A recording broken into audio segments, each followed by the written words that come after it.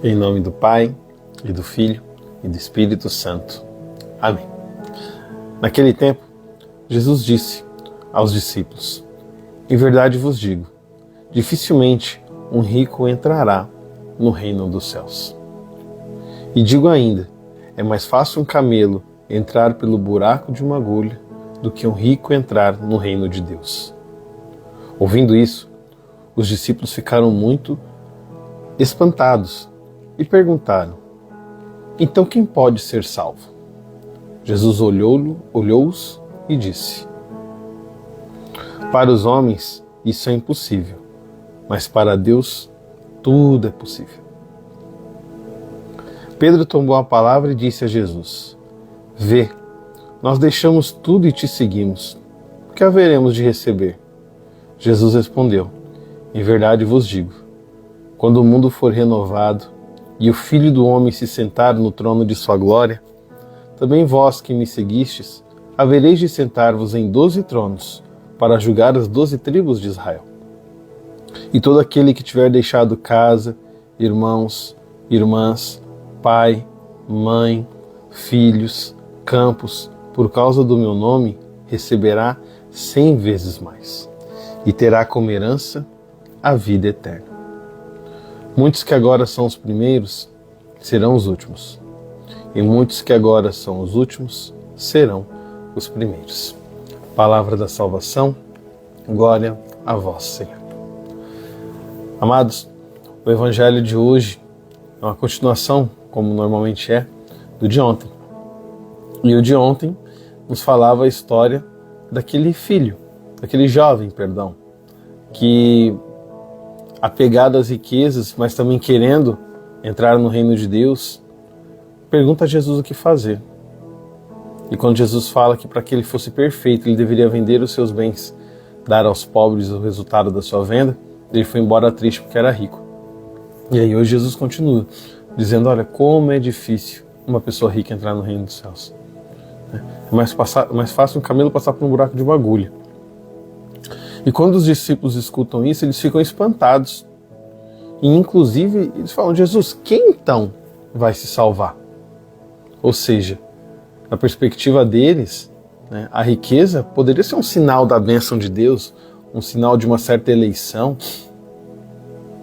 E Jesus falava: para os homens isso parece possível, mas para Deus tudo é possível, nada é impossível. A nossa riqueza, os nossos bens materiais, o nosso sucesso, não são um termômetro da nossa salvação. O Catecismo da Igreja, inclusive, diz isso, que eu não posso achar que estou salvo, que sou portador da graça de Deus, por causa de um sentimento. Eu me sinto assim. Me sinto talvez por tudo aquilo que eu faço, me sinto por tudo aquilo que realizo. Inclusive, hoje Jesus faz uma promessa aos seus discípulos, e essa promessa não aparece como um pagamento pelo que eles fizeram. Muito pelo contrário. Aparece como uma, entre aspas, recompensa, um retorno. Não é bem essa palavra que eu estava procurando, talvez ela apareça até o final. Mas de qualquer forma, é algo que eles vão receber por aquilo que eles deixaram. Não é pelo que fizeram, mas pelo que deixaram. Quem deixou pai, quem deixou mãe, casa, filhos, filhas, esposas, campos, receberá 100 vezes mais. Por quê? Porque fez muito? Porque fez mais? Não, porque deixou. O Evangelho de hoje é um convite a gente olhar para a nossa caminhada e pensar: o que é que eu preciso deixar para seguir o Cristo? O que é que eu preciso deixar para seguir mais perto de Cristo? Porque alguns podem pensar: mas eu já sigo Cristo, então eu não tenho que deixar nada. O que eu preciso deixar para segui-lo mais de perto? O que eu preciso deixar para, como diz o Evangelho de ontem, eu verdadeiramente queira ser perfeito. Não apenas entrar.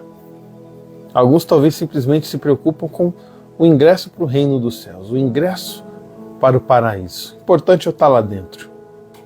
Não. Existe algo a mais que pode ser feito. Buscar a perfeição já aqui nessa terra.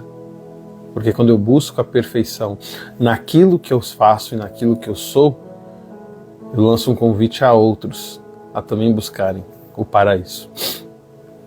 Senhor, nos colocamos na Tua presença nesta manhã, pedindo o Teu perdão pelas vezes que fomos medíocres, buscando apenas o mediano e o suficiente.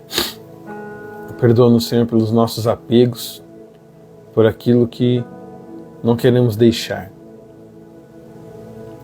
E por aquilo que algumas vezes é nítido, que o Senhor espera de nós, mas nós não deixamos. Perdoa-nos, Senhor. E porque cremos na Tua presença eucarística, pedimos que neste momento o Senhor habite em nosso coração, o Senhor habite em nossa alma, faça morada em nós, Senhor. Seja a nossa alma, como disse o Evangelho de hoje, um trono para a Sua glória. Vem em comunhão espiritual, Senhor. Queremos nos comungar.